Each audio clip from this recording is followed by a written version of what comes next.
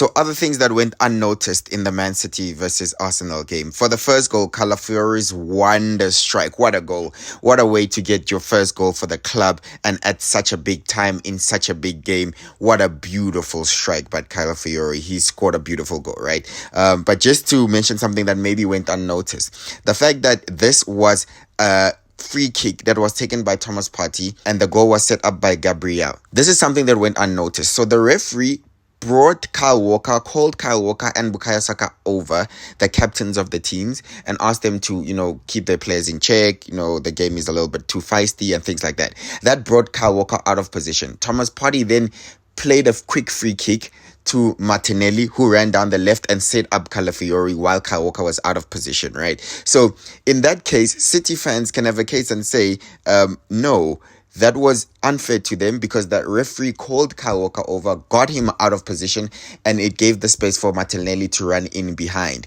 The referee did not blow the whistle for the free kick to be taken, and that's why Kyle Walker and Pep Guardiola were fuming. The referee actually stopped the play, called two captains over, so it can't be a quick free kick anymore.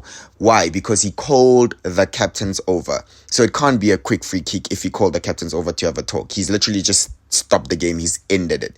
And now he has to restart it and he doesn't blow his whistle. Thomas Partey is smart. He plays a quick free kick and Arsenal capitalized. So great play, quick thinking by Arsenal.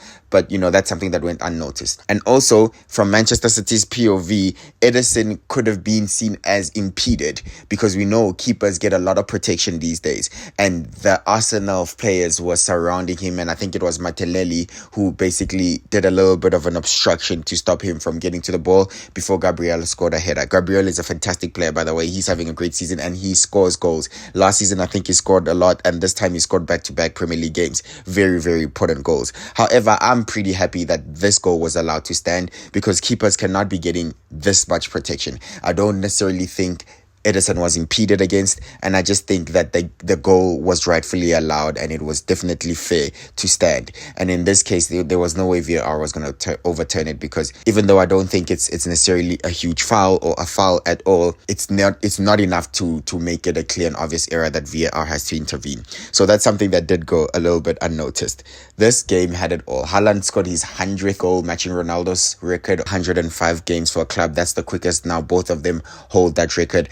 Haaland then hit Gabriel with the ball in the head at the end of the game when John Stones got the late equalizer. Arsenal thought they were there. Arsenal fans thought they'd made it. They were celebrating every catch from Raya, every save from Raya. Raya's having the season of his life, by the way. He was probably man of the match again. Surely man of the match again. Especially after what he did midweek in the Champions League against Atalanta.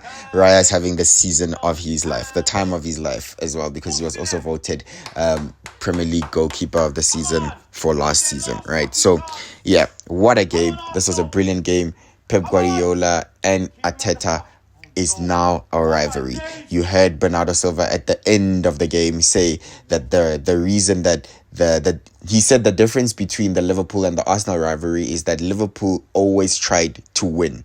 Liverpool came to attack City. With Klopp, they came and tried to win the game, which made it more fascinating and more intriguing. And Liverpool were obviously more successful as they had won the Champions League and they had also won the Premier League. And Arsenal haven't won either, right, at the moment with Arteta. So some shots being fired.